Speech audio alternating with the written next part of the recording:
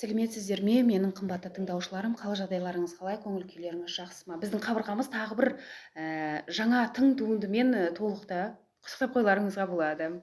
Ал енді мына бір керемет сыйлықты біздің Маликошқа туған күніне Адина деген құрбысы сыйлаған болатын. Сондай әдемі сыйлық. Рахмет, Адинуш. Ал енді мен бүгін сіздермен қандай тақырып жөнінде ой бөліседі деп ойлайсыздар. Басымдағы орамалымды бір ұстап қояйын. Мен бүгін сіздермен осы орамалға байланысты өзімнің ойыммен бөліссем деп отырмын.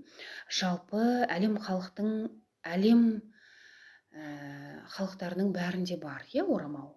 Қайсы бір халықта алып қарамасақ та, әйел заты басына орамал тартқан, жаулық таққан. Ал енді қазіргі таңда 21 ғасырда қыз келіншектеріміз енді басым көпшілігі 60-70% орамал аса тақпайды. Яғни модада емес.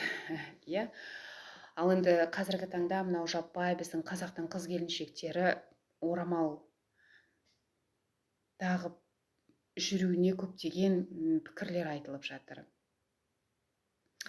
Соның бірі де бірегейі мынау көбінесе арабтар хиджаб киген, қазақтың қыз келіншектері хиджаб кимеу керек деген сияқты көптеген дау туғызатын пікірлердің, сыни пікірлердің көптеп айтылып жатқаны рас. Бірақ енді десе де біз қазақ халқы мұсылман халықтарының бірі болғандықтан орамал бізге жат емес. Қазақ әйеліне орамал жат емес. Өйткені барлығымыздың ата-анамыз, әжелеріміз таққан бұл орамал, оны алдынан да байлап таққан, кимешек те киген. Мысалға қазіргі хиджаб деп айтып жүргендеріңіз сол біздің апаларымыздың кезінде киген кимешегіне ұқсайды ғой. Ол кезде неге оны кимешекті кигізген? Жалпы әйел затының көкірегі жабық болу керек, бала емізсе де жаңағы жаулықтың ішінде емізгені дұрыс деп.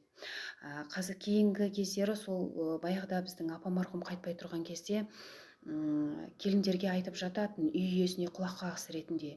Бұл үйдің қызы қайсы, келіні қайсы білмедік деп. Бұл бір